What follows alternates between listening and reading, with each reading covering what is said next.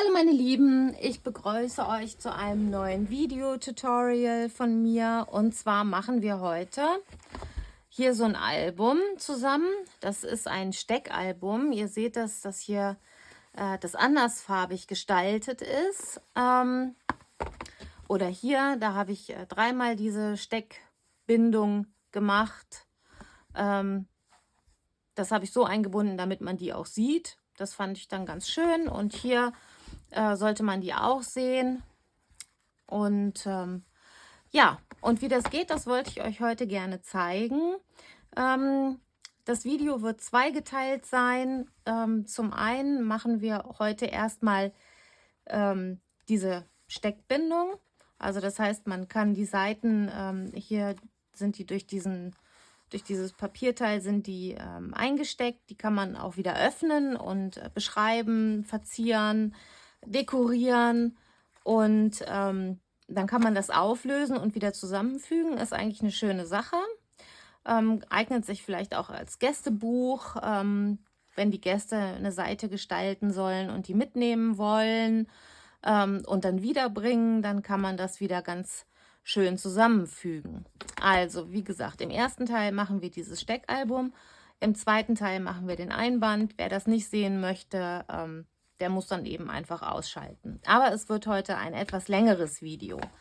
So, dann fangen wir mal an. Und zwar brauchen wir dafür, ich habe das jetzt mal so gemacht, dass es 10 Seiten hat, das Album. Das kann man natürlich variieren, wie man das möchte. Und jetzt für dieses Album, das wir jetzt heute machen, brauchen wir ein Stück in 10,5.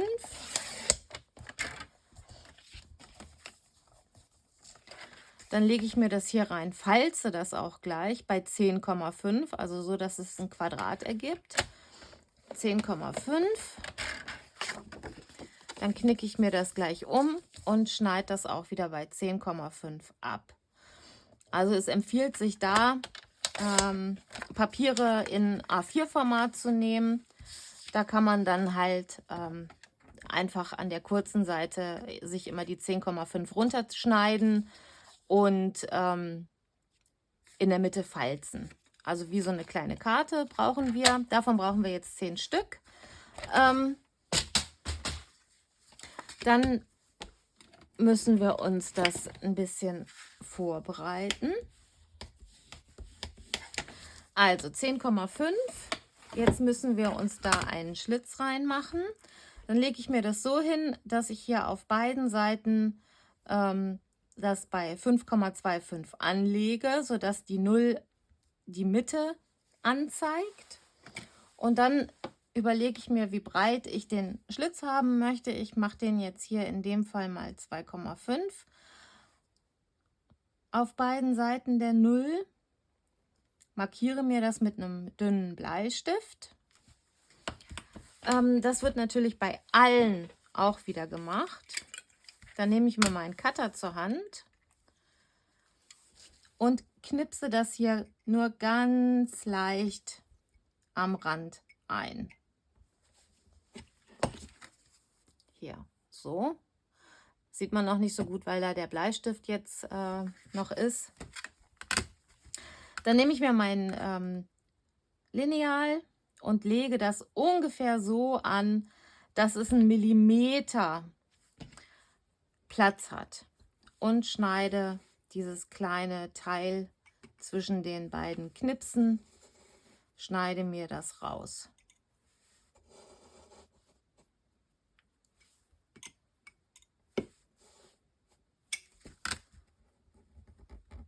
So, wenn das noch nicht so richtig will, dann kann man hier noch mal reingehen mit dem Cutter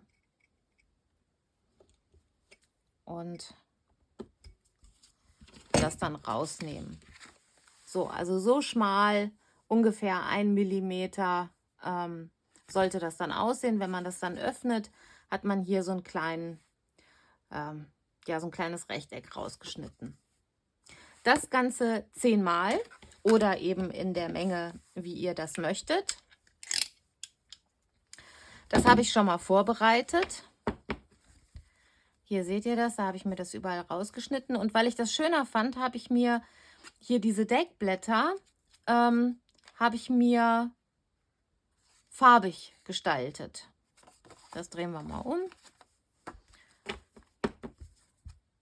Das fand ich ganz schön, dass man dann irgendwie noch ja, wie einen Anfang und einen Abschluss hat. Deshalb habe ich das gemacht. Das könnt ihr natürlich auch machen, wie ihr das möchtet, mit Papieren eurer Wahl. So, dann für diesen Streifen hier brauchen wir ebenfalls ein Papier. Da kann man dann halt was Farbiges nehmen, was einem gefällt. Ich nehme jetzt mal das hier. Das hier oben, diesen weißen Streifen, den schneide ich mir mal ab. Und dann brauchen wir ein Maß, weil wir haben ja gesagt, das hier ist 5 breit, dieser kleine Ausschnitt. Und damit das auch auf jeden Fall passt, mache ich den Streifen in 4,9. Schneide mir jetzt hier einen Streifen 4,9 ab und noch einen, weil dadurch, dass es 10 Seiten hat, das Büchlein, werden wir wahrscheinlich den hier aneinander stückeln müssen.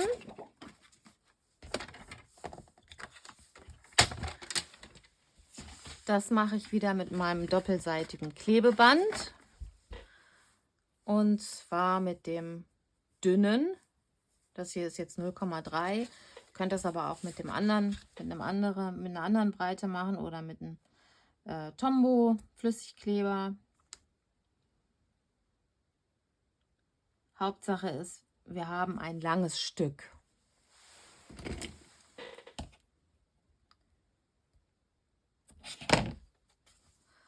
So. Das kleben wir dann aneinander. Wo ist mein Pickser? Ich finde ihn jetzt nicht.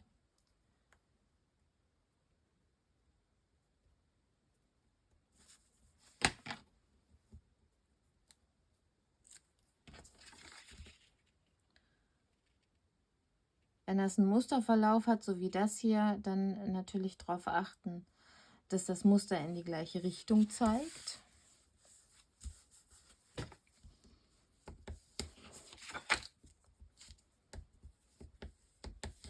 So. Und dann habe ich ja hier so einen Ausschnitt gemacht. Und dieses vordere, habe ich gesagt, das soll 5 cm lang sein.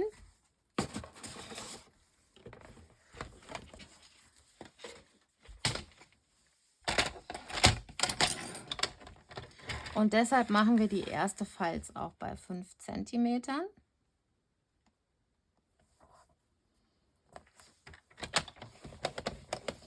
Die nächste bei 7,5. Also jetzt machen wir in 2,5er Schritten weiter. 10, 12,5,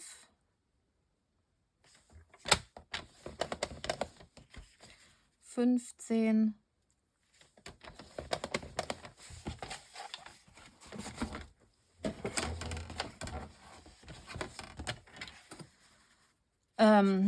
17,5, immer 2,5,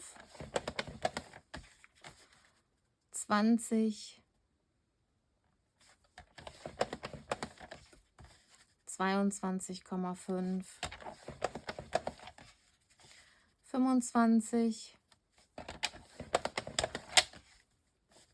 27,5,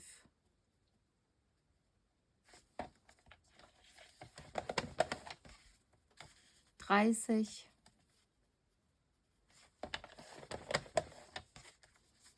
32,5.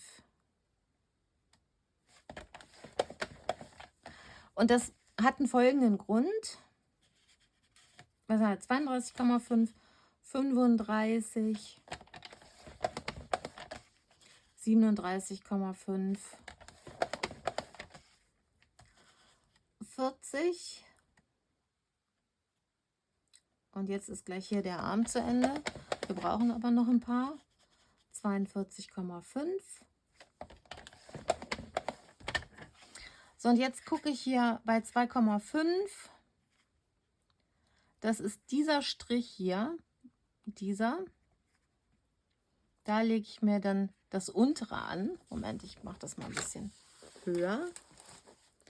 Also hier an diesem Strich, das sind die 2,5. Da lege ich mir das an und mache die nächsten Falze.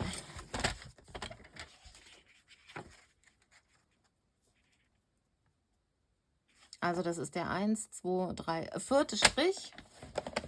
Weitere 2,5. Dann schiebe ich mir das weiter auf die Falz. Die kann ich ja hier unten ganz gut sehen.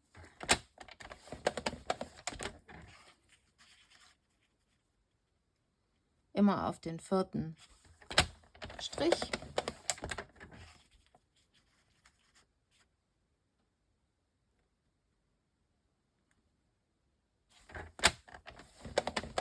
So. Das wird jetzt einmal durchgefalzt. Immer so im Zickzack.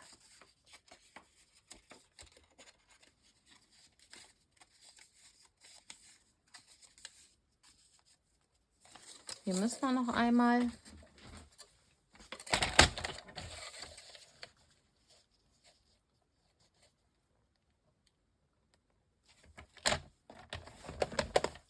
So. Und warum, das sage ich euch jetzt, weil jedes dieser Spitzen ist das, was wir durch das Papier stecken. So, das stecken wir da durch. Und bei 10 Stück brauchen wir halt 10 Spitzen, logischerweise. Und die hier habe ich ein bisschen länger gelassen, die Enden, weil wir ja noch dieses Guckfenster da machen wollen. Hier. Und das machen wir bei dem Einband dieses Mal auf der Seite und auf der Rückseite auch. Darum brauchen wir hier ein längeres Stück. So, dann nehmt ihr euch das erstmal so zur Hand. Könnt ihr ein bisschen vorformen.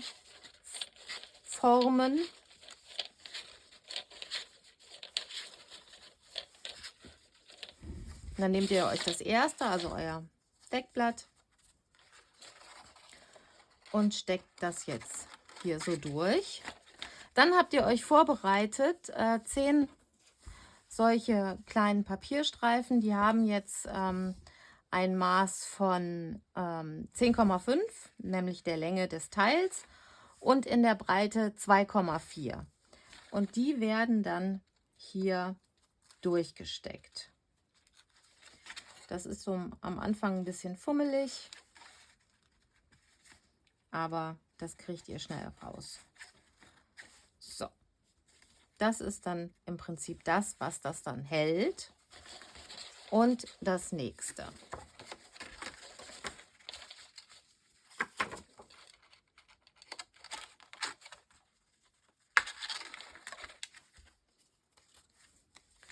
Und hier wieder durchstecken. Könnt ihr natürlich auch mehrere Seiten verarbeiten. Also jetzt hier nicht nur eine, sondern vielleicht sogar 2 oder 3. Ihr könnt das unterschiedlich lang machen, dass eine Seite vielleicht noch ein bisschen länger ist, dass die nochmal einklappt oder so. Also da sind eurer Fantasie keine Grenzen gesetzt. Ich fand das jetzt hier aber so ganz schön. Und ist auch am einfachsten erklärt. Aber natürlich kann man damit spielen. Nur das Prinzip, das ist halt überall gleich. Wenn ihr das mit mehreren Steckleisten machen wollt, so wie hier, 1, 2, 3, das ist dann natürlich noch ein bisschen fummeliger, insbesondere wenn das dicker wird. Aber auch das kann man schaffen. Das ist das nächste.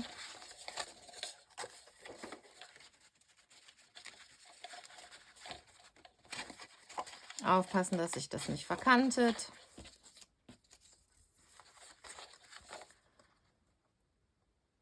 Und die Halterung hier durchschieben.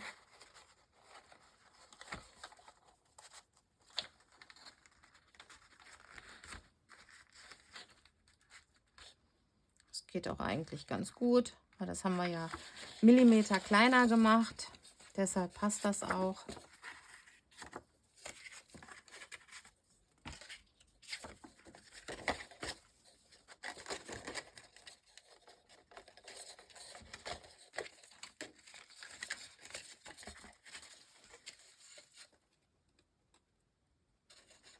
Wenn man wollte, könnte man hier diese Kanten vielleicht sogar noch abrunden. Dann lassen die sich noch besser durchschieben und verhaken sich nicht.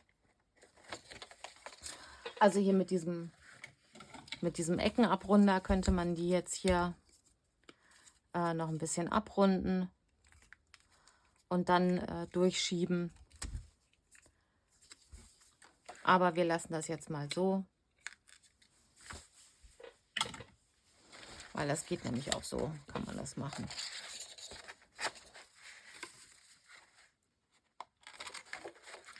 Dann kann man da vielleicht sogar noch kleine Fächer einarbeiten oder aufkleben, kleine Täschchen, was einem so einfällt. Das kann man natürlich jetzt verzieren. Da sind der Fantasie keine Grenzen gesetzt. Ja. Aber ich wollte euch ja nur mal heute das Prinzip zeigen, wie man sowas macht. Also es ist im Prinzip, es ist super einfach.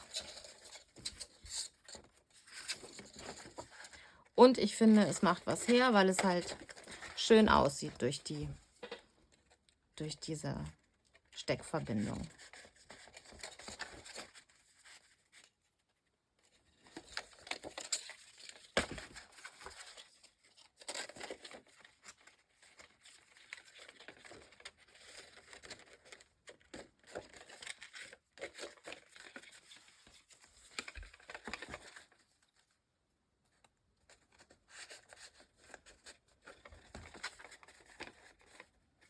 Ich finde das auch ganz gut, dass hier diese Zwischenteile, dass die jetzt halt nicht weiß sind, sondern schwarz sind. Das ist dann auch immer noch mal so ein kleiner Eyecatcher. Kann ich auch rot machen oder mit Blümchen oder was einem da einfällt.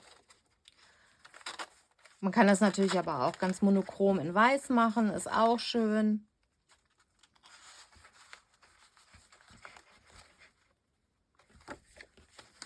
So, und jetzt das letzte.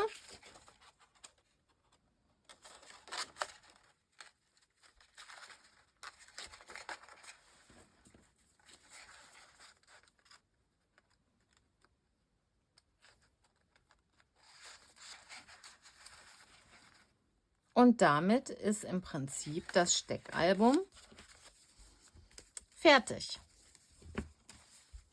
Na, das sieht ganz interessant aus durch diese Bindung, finde ich. Und ist eine schöne Sache.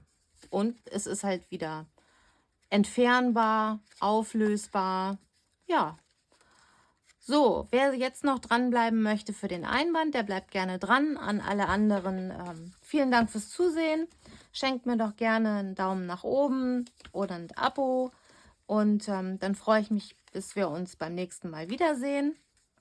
Und wir machen jetzt weiter mit dem Einband. Dafür kleben wir uns jetzt erstmal hier diese Schnipsel, die kleben wir uns jetzt erstmal fest.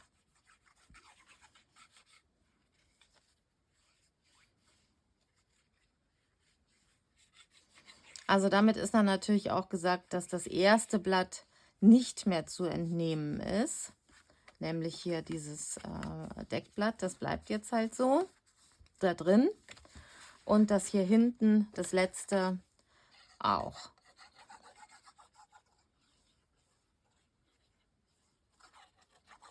Aber alle dazwischen, die sind natürlich entnehmbar. So, jetzt habe ich mir schon mal vorbereitet für den Einband. Den machen wir aus Graupappe natürlich, weil das soll ja auch ein bisschen hochwertig sein, das Ganze. Was haben wir denn jetzt hier in der Mitte für eine Dicke? Das habe ich nämlich noch. Also ich habe es mir vorbereitet, aber ich befürchte fast, es ist zu wenig. Ja, also ich bin jetzt von 1,5 ausgegangen, aber es ist tatsächlich breiter als 1,5. Ich mache mal 1,8. Hier noch das Reststück rumliegen, weil das habe ich mir hier schon mal vorbereitet und das ist tatsächlich nur 1, nee, das ist 2. Das ist doch gut. Das ist doch schön. Aber es ist trotzdem so dünn. Was habe ich denn da gemessen? 2. Und das ist, nein, das ist 1,5. Also das müssen wir nochmal machen. Dann schneiden wir uns noch ein Stück zurecht mit der Breite 2. Dann kann ich euch auch mal zeigen, wie ich Graupappe schneide. Ich mache mir das mit dem Papierschneider, mache ich mir hier schon mal einen Strich. Dann nehme ich mir meinen Cutter und dann fahre ich an der Markierung entlang. Immer wieder, ohne Druck. Dann wird es nämlich schön gerade. Und das ist also insbesondere auch beim Schachtelbau ist das wichtig, dass die Pappe so gerade wie möglich ist. Deshalb schneide ich meine Pappen von Hand und mache das nicht mit so einer Guillotine, weil dann die Pappen hier an der Schnittkante nicht gerade werden, sondern die Guillotine drückt das hier ein und dann gibt es hier oben immer so eine Halbrundung. Und natürlich auf die Länge 10,5.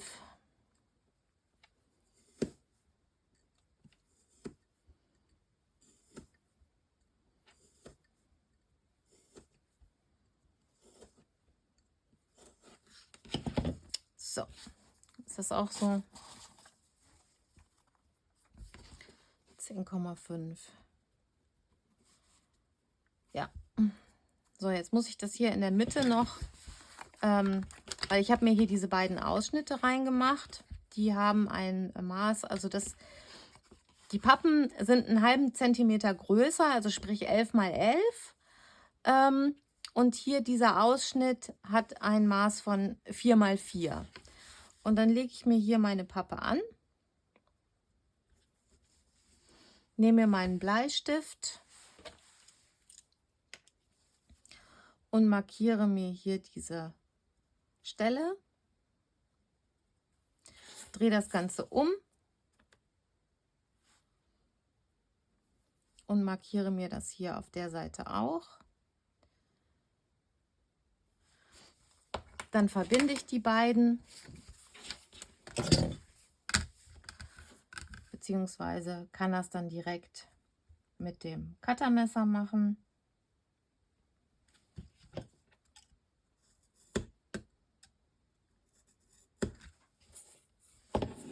Und schneide mir die Mitte raus, weil die brauchen wir nämlich nicht.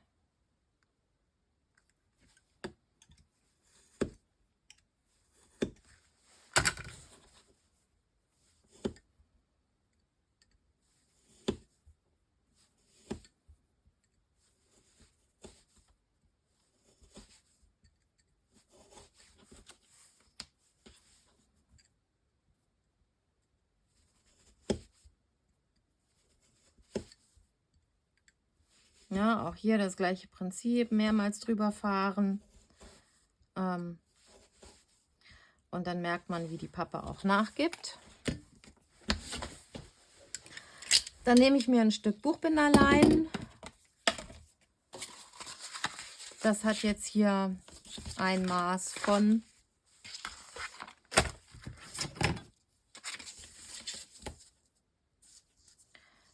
27 mal 14. So, und wir werden das jetzt wie folgt da drauf leimen. Hier diese Abschnitte, die Pappabschnitte, immer mit 0,4, 0,5 cm aufleimen, so dass das dann nachher so aussieht.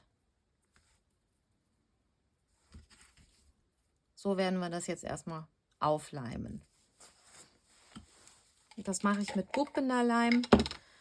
Ihr könnt das auch mit Kleber machen, aber da hatten wir ja schon mal drüber gesprochen. Da würde ich euch empfehlen, den Leim oder Kleber auch da mit einem Pinsel zu verstreichen, weil das einfach eine schönere Oberfläche gibt und nicht diese Klebewülste dann zu sehen sind. Also je nachdem, wie hell das Lein auch ist, das Buchlein. Auch wenn ihr mit Papier arbeitet, mit dünnerem Papier, dann sieht man die Klebewülste auch. Und das ist dann halt nicht so schön. Also wir leimen jetzt hier die Pappe ein.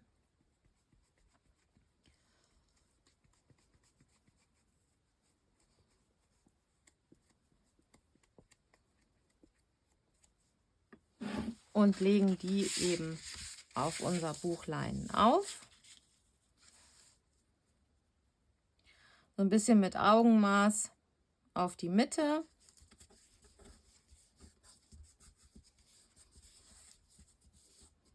Dann nehme ich mir hier mein Geodreieck, lege das hier unten an, so dass ich hier, weiß ich nicht, bei der 0 bin auf der Ecke. Hier ist die 0. Da wird nämlich jetzt das kleine Pappstückchen aufgeleimt und dann sehe ich auch gleich den Abstand. 0,4, 0,5.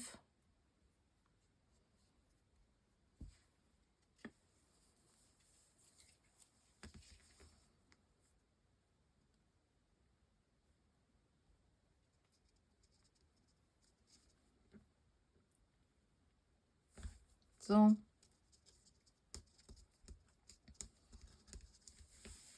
Und ich bin halt auch sicher, dass es in der Flucht liegt, sprich gerade liegt. Das mache ich jetzt hier auf der Seite natürlich auch. Lege hier auch wieder auf die Kante die 0 an. Nehme mein kleines Pappstück, streiche mir das ein.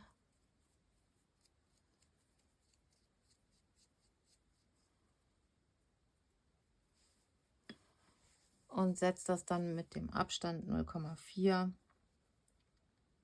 0,5, je nachdem, setze ich das dann hier auf. Dann schiebe ich das mal weiter auf diese Kante hier, weil jetzt muss ich ja noch das große Stück auch noch aufsetzen. Und das soll ja auch in der Flucht liegen. Auch hier wieder die Pappe einleimen.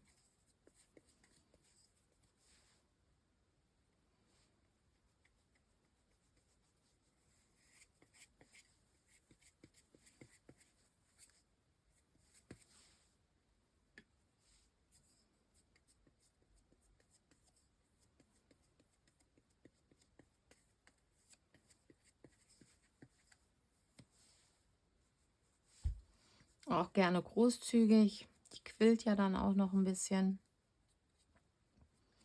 Und das darf sie auch.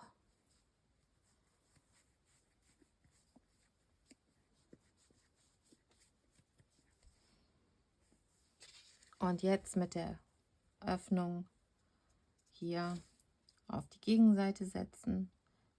0,4.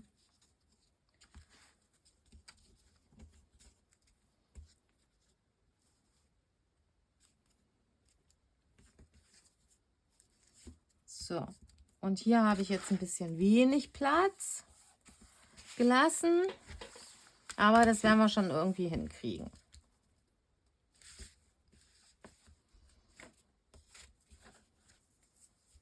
Ja, also achtet darauf, dass auf beiden Seiten im günstigsten Fall gleich viel Buchbinderlein noch übersteht. So, wenn das jetzt hier so ein bisschen angetrocknet ist, machen wir hier erstmal diesen Ausschnitt.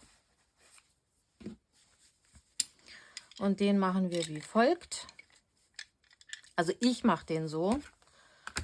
Möglicherweise habt ihr da eine andere Vorgehensweise. Ich schneide also hier einmal diagonal ein. In die eine Richtung und in die andere Richtung.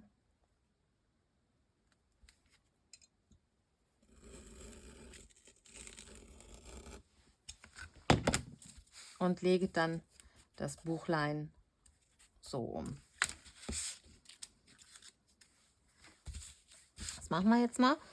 So nehme ich mir aber mal ein Schmierpapierchen und leime dann hier schon mal das Ganze ein.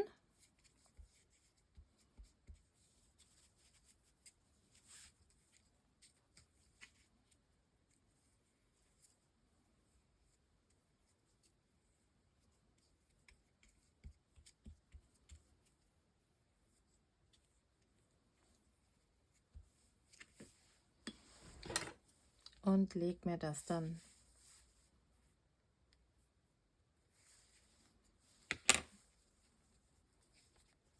um. Kann man dann mal wegnehmen, damit man das nicht außen aufs Leinen kriegt. So, und diese mittleren Teile, da gehe ich dann auch gerne mal mit dem Falzbein so dazwischen. Hier war es ein bisschen viel Leim, den kann man da mal ein bisschen wegmachen. Und fange an von der Mitte hier über die Seiten, das hier so ein bisschen einzuarbeiten. Und dann festmachen auf der gegenüberliegenden Seite. Genauso. Auch hier gucken, dass ein bisschen der Leim weggenommen wird.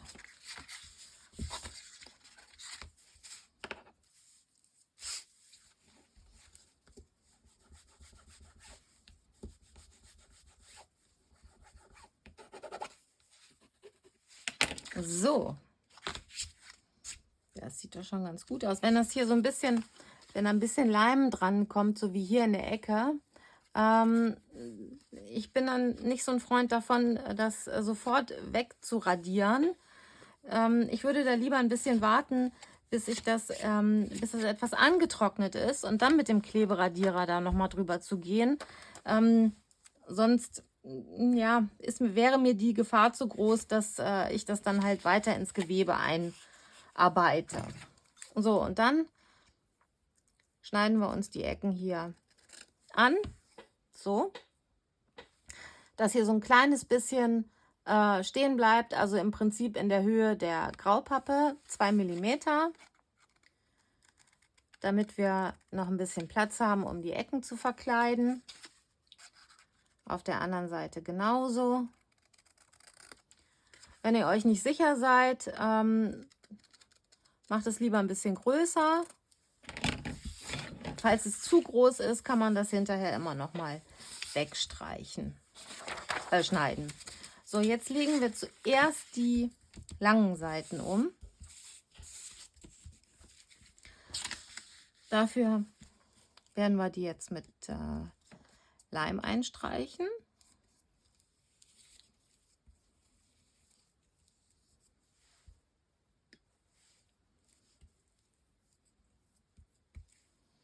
Dafür immer ein Schmierpapier unterlegen, ne? Aber das kennt ihr ja schon.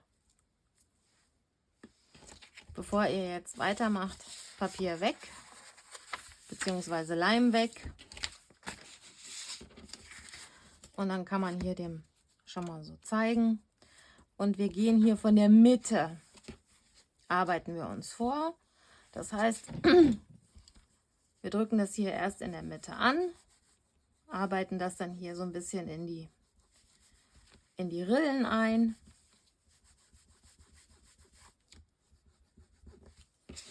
und dann weiter.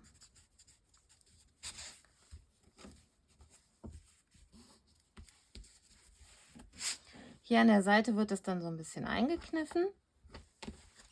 Seht ihr das? Also ich gehe dann da mit dem Falzbein so nach oben drüber, sodass dann hier diese Ecke so eingekniffen ist.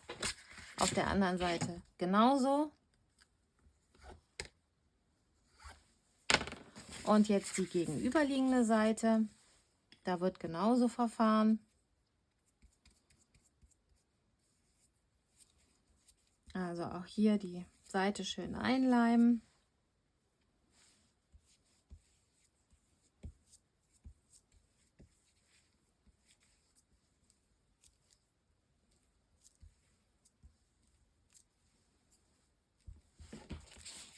Weg. Und dann schon mal so ein bisschen umlegen und auch hier wieder von der Mitte ausgehend hier wieder in die Nut einarbeiten.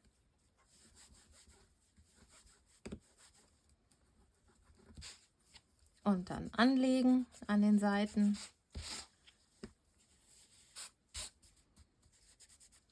Und auch hier wieder die Ecke einkneifen.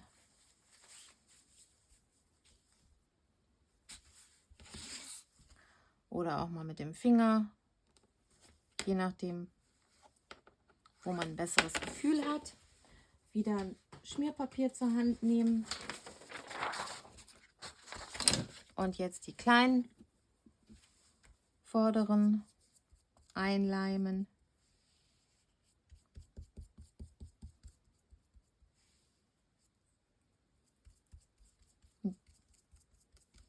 Je nachdem, was ihr für ein Material habt, Buchlein oder sogar mit Papier kann man das natürlich auch machen, ist nur nicht so haltbar. Müsst ihr mal gucken, wie viel Leim ihr da braucht. Wenn es Papier ist, nicht zu viel Leim nehmen, weil Papier ja auch gerne schon mal so ein bisschen aufquillt.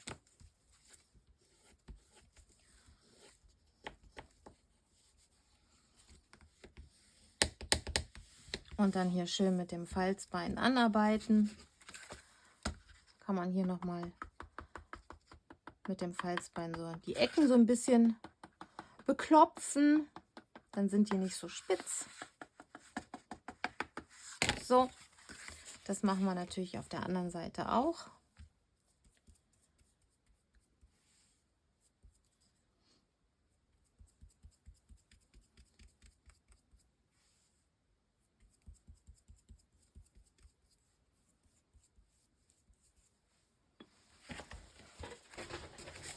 Schmierpapier wieder weg.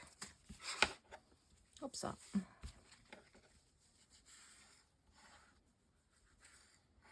Hier mal mit dem Falzbein lang gehen, damit das Buchlein halt weiß, was es tun soll.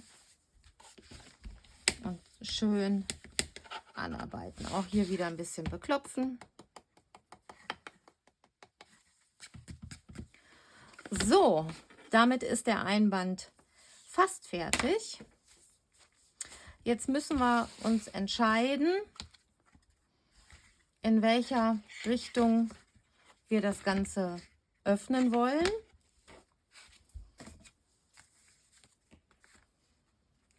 Entweder so oder so. Dann müssen wir das Papier hier, müssen wir das Büchlein hier einlegen schon mal. So würde das dann am Ende aussehen, wenn wir damit fertig sind. Ist doch ganz süß, oder? So, jetzt brauchen wir aber natürlich noch eine Gegenlage, weil wir das ja hier jetzt sehen. Und ich habe jetzt leider nicht mehr genug Buchlein, sonst würde ich das mit Buchlein machen. Also machen wir das mit Papier und dafür messe ich mir das mal aus. Das ist 10,5. 10,5. Das lasse ich so bis hier, lasse ich das mal lang sein. 10,5 mal 15. Das schneiden wir uns jetzt mal ab.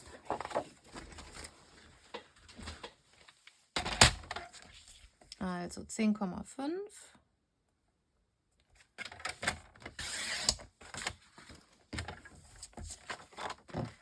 mal 15.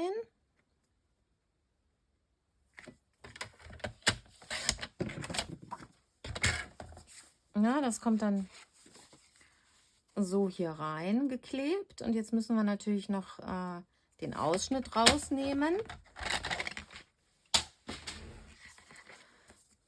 Dafür halte ich mir das jetzt so an, so wie ich das einkleben möchte. Schön gucken, dass es überall ungefähr den gleichen Abstand hat. Drehe mir das um, nehme meinen Bleistift und zeichne jetzt hier an der Kontur entlang mit leichtem Strich, dass es nur so gerade eben zu sehen ist. Jetzt gucke ich noch mal rein, wie sieht das da drinnen aus? Ja, ich muss schon bis zum Rand gehen, weil ich ja hier kein Buchlein mehr habe. Also muss ich das schon genauso im Prinzip ausschneiden, wie ich es jetzt angezeichnet habe. Das mache ich hier mit meinem Cutter. Muss mir das mal so hinlegen, sonst sehe ich das nicht so gut.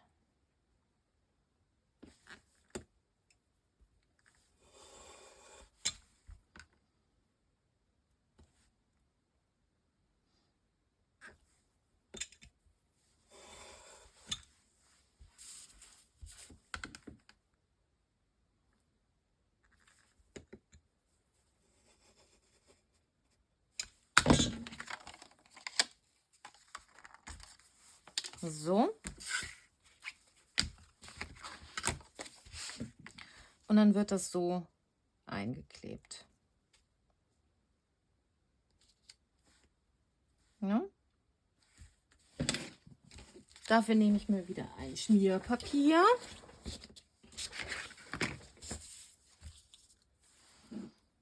Und bestreiche mir jetzt hier mein Papier.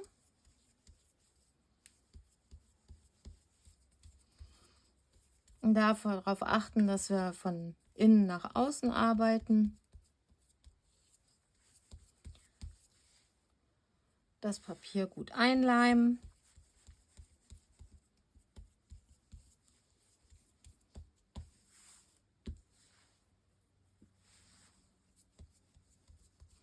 Und das Papier natürlich auf einer Stelle halten, damit wir hier nicht das Papier durch den Leim ziehen mit der schönen Seite. Dann das Papier hochnehmen. Schmierpapier weg, weit weg. Und dann einarbeiten.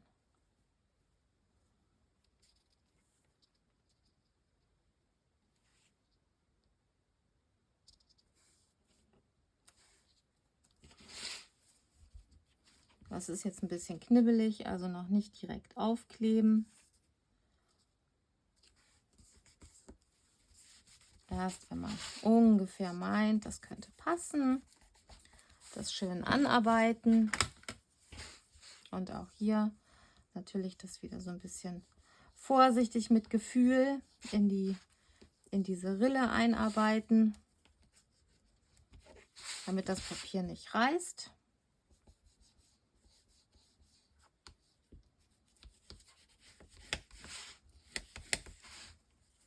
Weiter auflegen und in die nächste.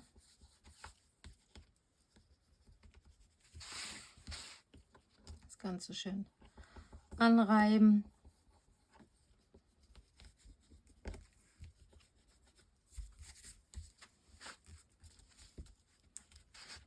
So, und wenn das hier hinten jetzt nicht mehr gut klebt, kann man da auch noch mal mit Leim drüber gehen. Aber das geht noch. Schön anarbeiten und dann kann man mit dem Falzbein hier mal die Ränder, weil wir es ja genau an den Rand geklebt haben, da mal mit dem Falzbein drüber gehen, dass man das hier so ein bisschen abrundet. Auf der anderen Seite auch.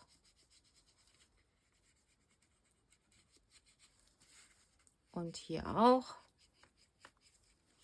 Dann sieht das nämlich auch von der Seite schön aus. Kann man noch mal ein bisschen. So. Und jetzt können wir auch schon einsetzen. Dazu bestreichen wir hier diese Seite mit Leim. Dann nehme ich mir hier so das Schmierpapier und lege das dazwischen. Das mal weg. Und streiche das hier mit Leim ein. Und dann kann man ruhig auch hier über den Strich leimen. Wir haben ja jetzt hier was drunter gelegt.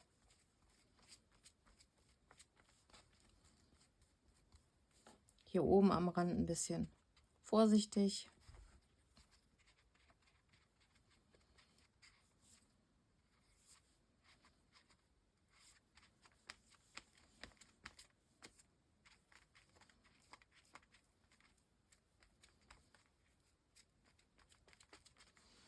So, dann kommt das Papier hier weg.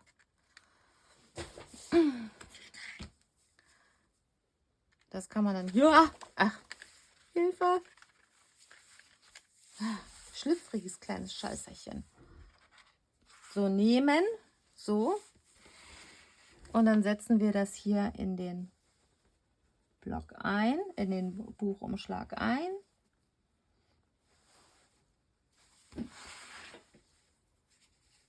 Gucken, dass das schön hier alles passt.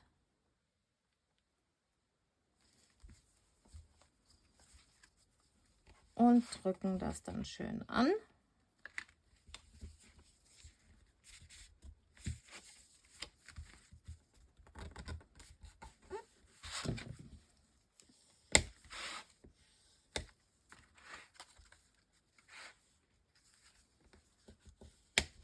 Das kann man jetzt über Nacht noch ein bisschen pressen.